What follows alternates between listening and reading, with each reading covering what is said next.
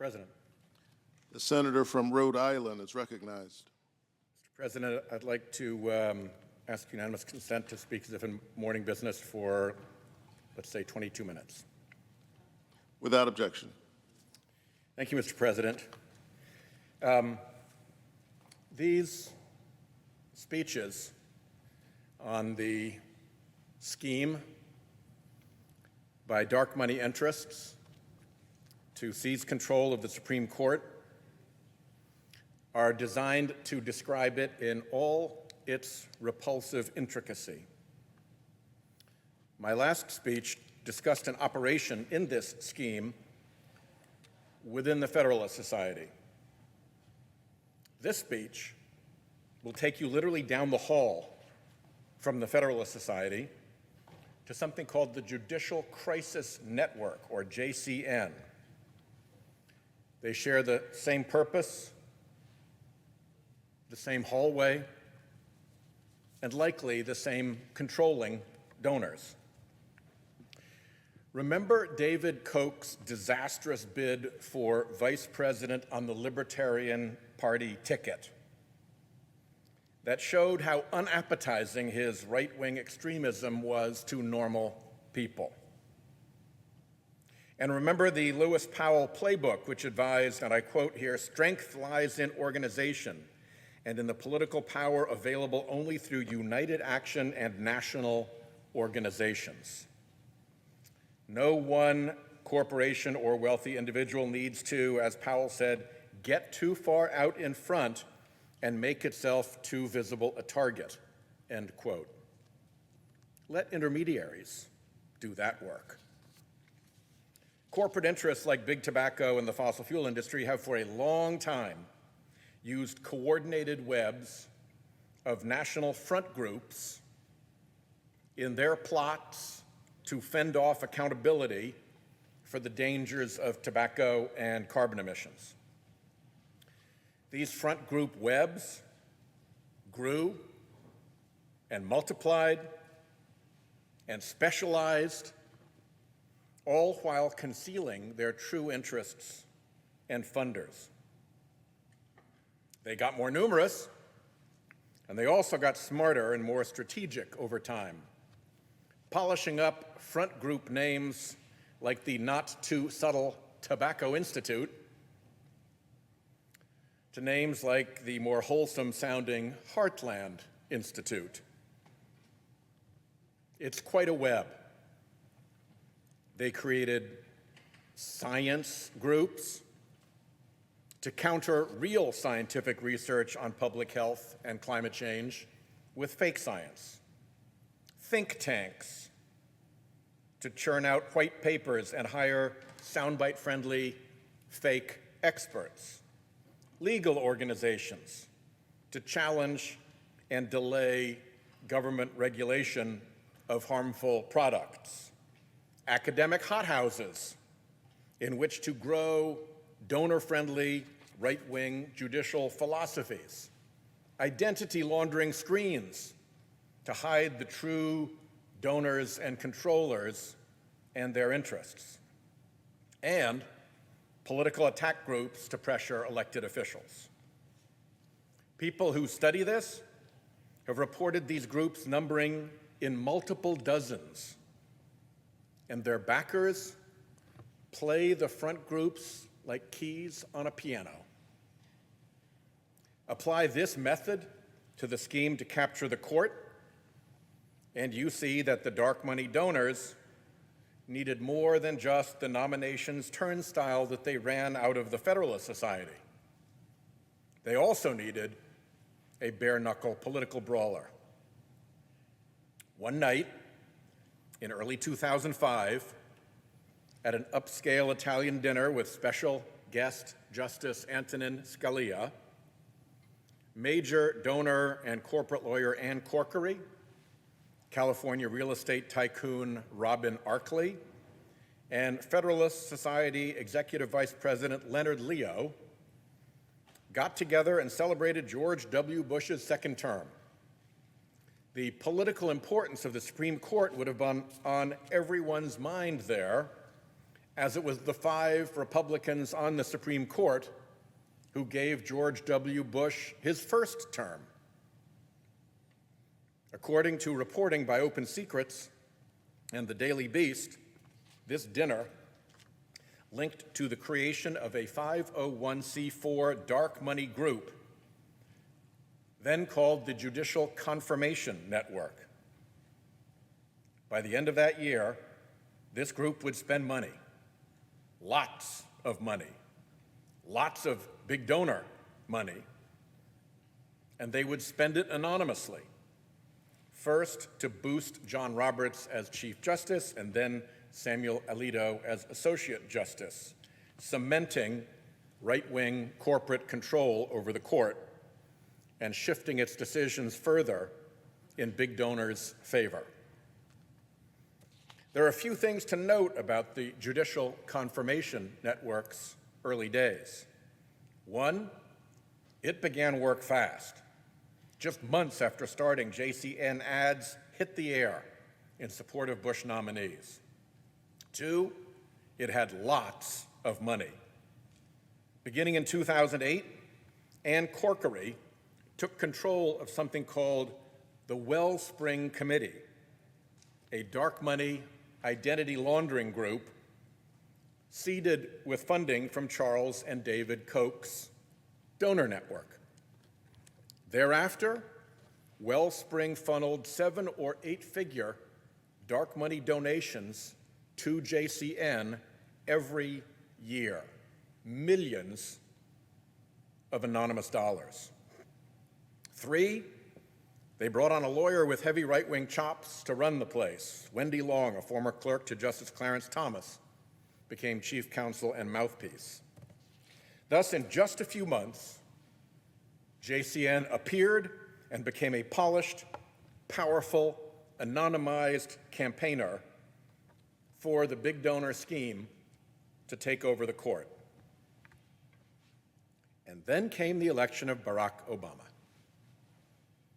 And JCN had to go from offense for nominees to defense against nominees.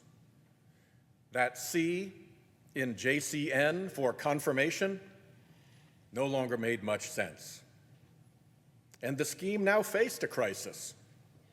The crisis for it of a president nominating judges who had not been screened by them, judges whose fealty to the corporate right wing could not be confirmed, judges who might even rule against the right-wing donors' agenda.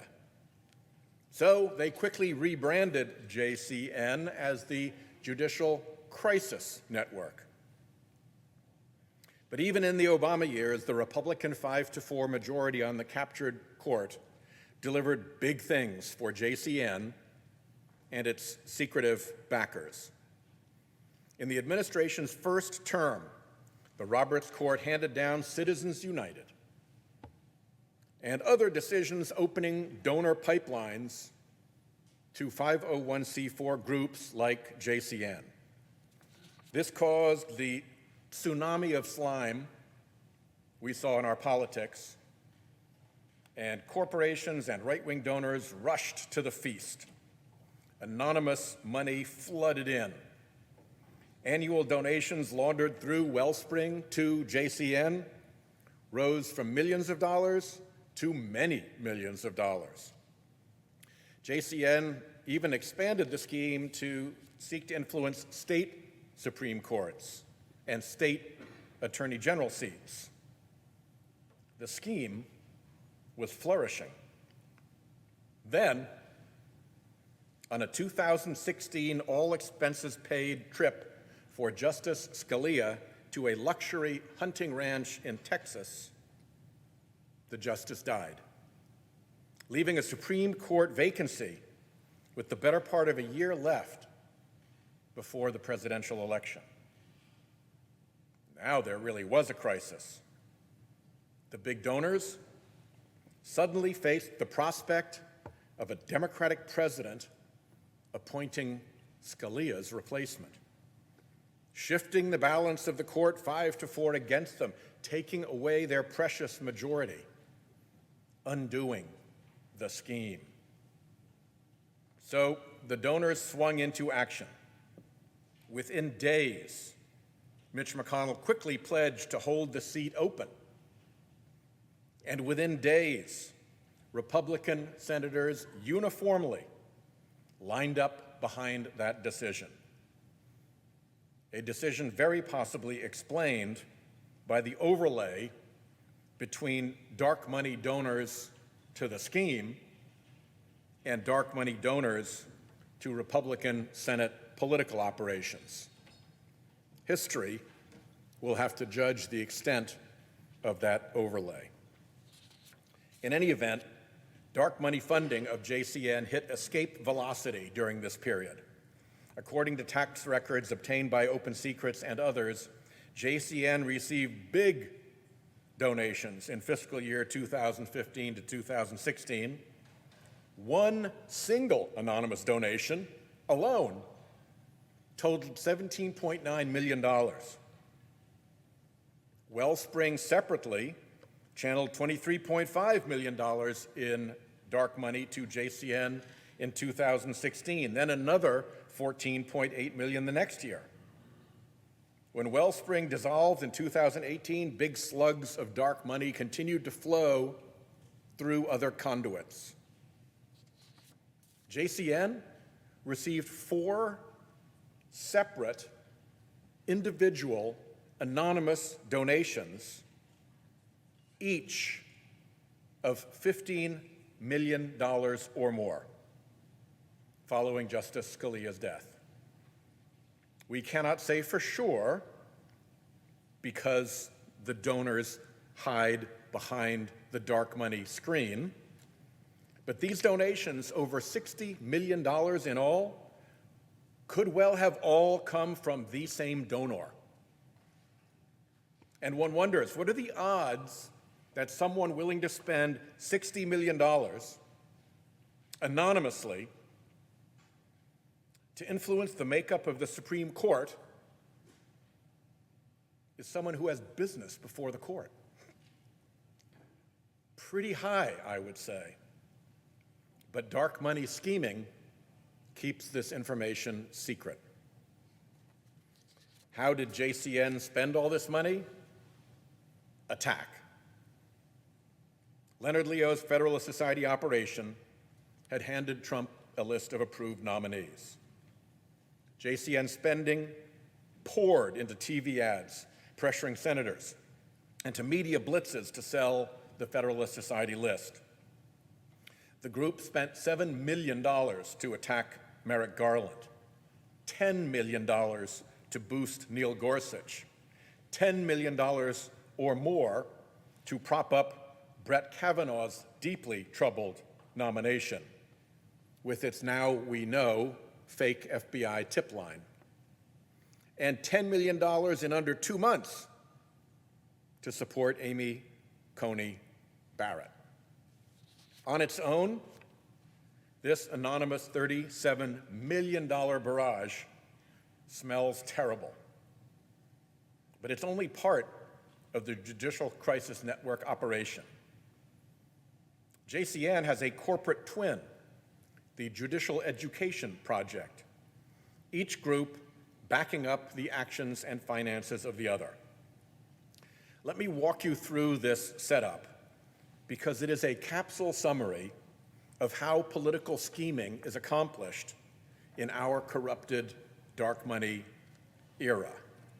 First, you pair a 501c3 and a 501c4. The Judicial Crisis Network was chartered as a 501c4 social welfare group. The Judicial Education Project as its allied 501c3 nonprofit organization. Under a perverse reading of the law, the 501c4 organization is allowed to operate as a dark money political attack group. We see this arrangement commonly now in the clandestine world of dark money politics. In fact, the recent Supreme Court case about dark money was brought by a group called Americans for Prosperity Foundation, which was the 501c3 associated with Americans for Prosperity, which is the Koch brothers' 501c4 that spent millions of dollars to help Amy Coney Barrett get her seat, and yet she didn't recuse herself from the case involving the 501c3. So second, you operate the two as one unit. Judicial Crisis Network, Judicial Education Project are connected by staff, by dollars, and by location. According to the most recent tax records, long-serving JCN staffer Carrie Severino is also the sole and principal officer of, you guessed it, the Judicial Education Project. Severino is not listed on JCN's tax forms, but she serves as its public-facing, quote, chief counsel and policy director. JCN and JEP tax records both list the same address in Washington, D.C., which, by the way, is right down the hall from the Federalist Society at the same address. And both groups share day-to-day staff. There is a doctrine in the law called piercing the corporate veil. In this case, the corporate veil between these two is a web of holes. What's the next thing you do? You soak up dark money together. It's hard to know much about these two groups' dark money funding. That's why they keep it dark. But we know the Wellspring Committee has funded both groups.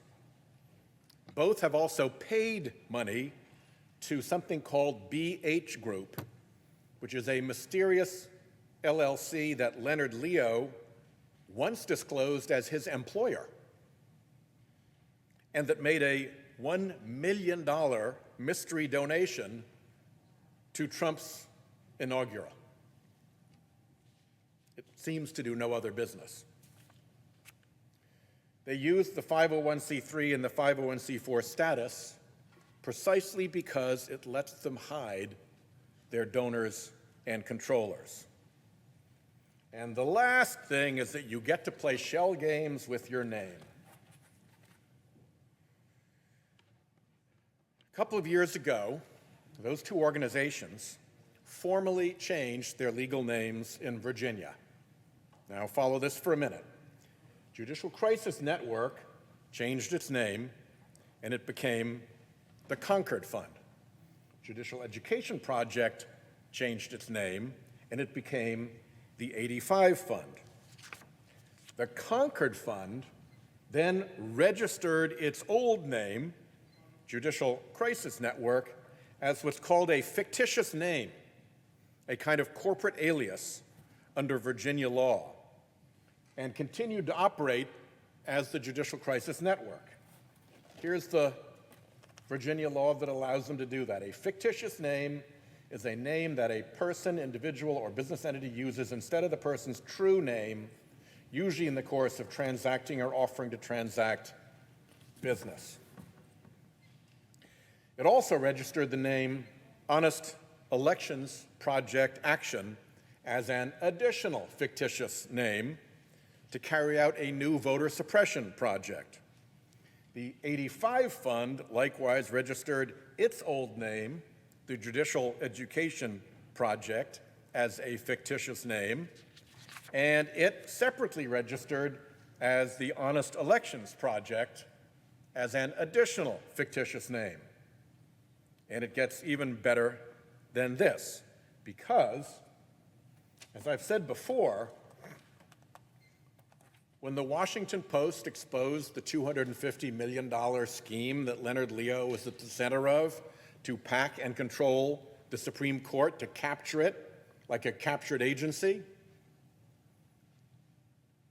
he wasn't much use any longer. He was like a blown agent in a covert operation. He had to go someplace. Where did he hop to?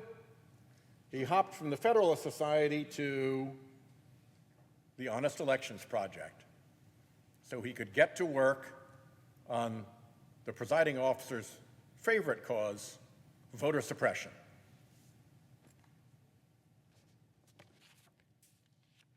Same guy, same corporate network, new name and new purpose, voter suppression. As if this weren't enough, both of these groups have now filed new fictitious names. So this is to help them wade into the right-wing fuss over what the right wing likes to call critical race theory. So the Concord Fund has now added the fictitious name Free to Learn Action, and the 85 Fund has now added the fictitious name Free to Learn. Again, you see the pairing of the 501c3 and the 501c4 as part of the basic structure for dark money political influence operations. And by the way, the same person filled out all these forms for both organizations and is listed with various titles on each. So now we have one group that calls itself the Concord Fund that operates simultaneously as the Judicial Crisis Network, the Honest Elections Project Action, the Free to Learn Action, and we have its sister organization, the 85 Fund, that operates simultaneously as the Judicial Education Project, the Honest Elections Project, and Free to Learn, all with overlapping staff, locations, and funding. And by the way, when you are the funder of these groups, you are their controller. Now, imagine this level of complexity multiplied many times over, because that is what the Washington Post disclosed. And I borrow a photograph from their video of their investigation. That Washington Post expose on the covert court capture operation exposed the Judicial Crisis Network as one part, just one part of a massive, there it is, Judicial Crisis Network, one part of a massive web of groups, a web of groups that took in over $250 million in dark money between 2014 and 2017. This effort to capture the Supreme Court, they're not kidding around. Spending $250 million in dark money is a serious investment that demands a serious return. And guess what? Expert testimony before my Senate Court subcommittee has since raised that number to $400 million through 2018. Through all these allied and coordinated front groups, the keys on the dark money piano that the big donors can play in chords and singly as they wish, dark money donors can, from hiding covertly, channel tens, if not hundreds of millions of dollars in anonymized money toward the scheme's court capture goals. Colleagues, this is a scheme akin in complexity and tradecraft to an intelligence agency covert operation. Only this one is not being run by one country against another.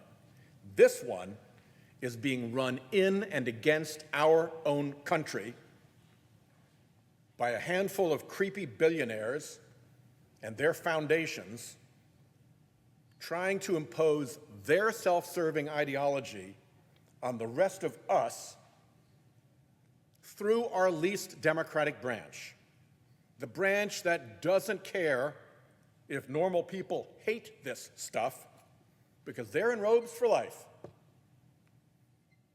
That's our federal courts, and particularly, it's our Supreme Court. And the big dark money donors have pretty well pulled it off, too.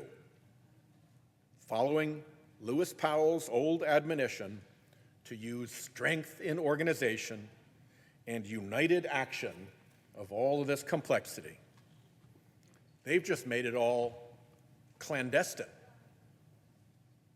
which is why I'm going to keep digging. To be continued. I yield the floor.